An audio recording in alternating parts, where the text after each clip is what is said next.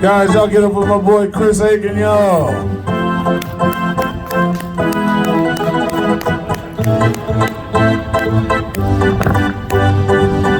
Alrighty then. Thank you, thank you, thank you. Brought to you by School of Rock. That's all I got. Waited the whole time just to say that. I am Ned Schneidler. I'm the real Ned. Alrighty. So, parenting gets immediately harder once you find out that your children figured out where you've been hiding your sex toys. And it gets worse when you discovered that they used one of them wrong. From the back.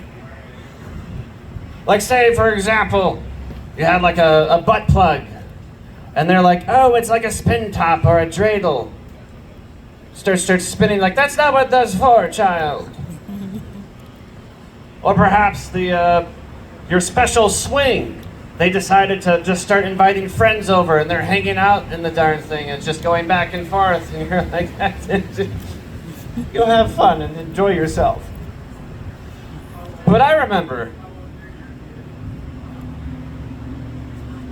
zero, where this is leading into something else.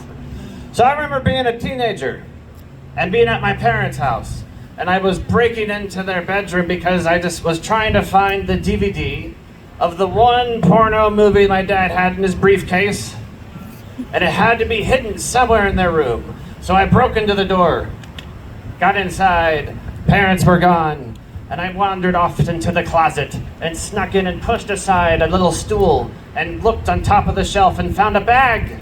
A big brown paper bag. On the side said, Dad's Sack of Wonders. It had about 4 cylindrical different sized things, and I'm like, wow, that's amazing.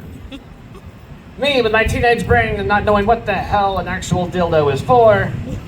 But it was 14 inches, made in the 80s, so it had that mass production hole at the bottom, and I thought to myself, this was years ago, gotta specify, 14.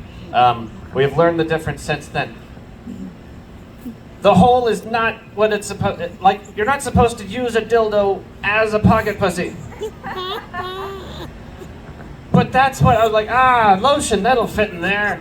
I've completely forgotten about the DVD porn. And I took that to the bathroom and I locked the doors, and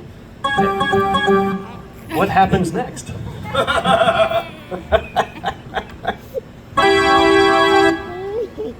It's Frankenstein walking in. That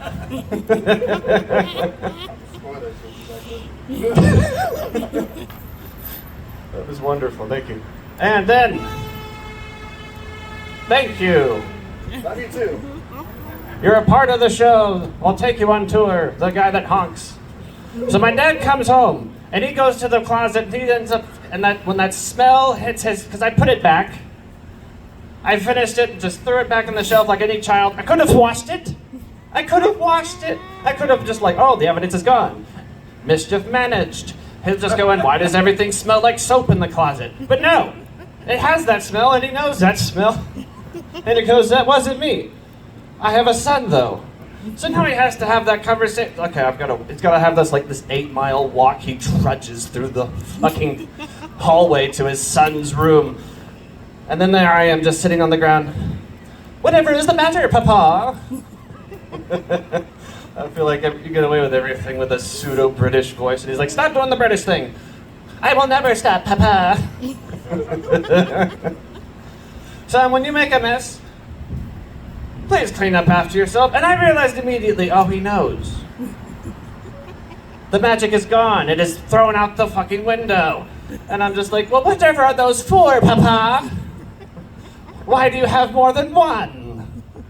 Is it not used in reverse? And he's like, well, your mother's not into that anymore. Care to elaborate, Papa? All right, that's my time, everyone.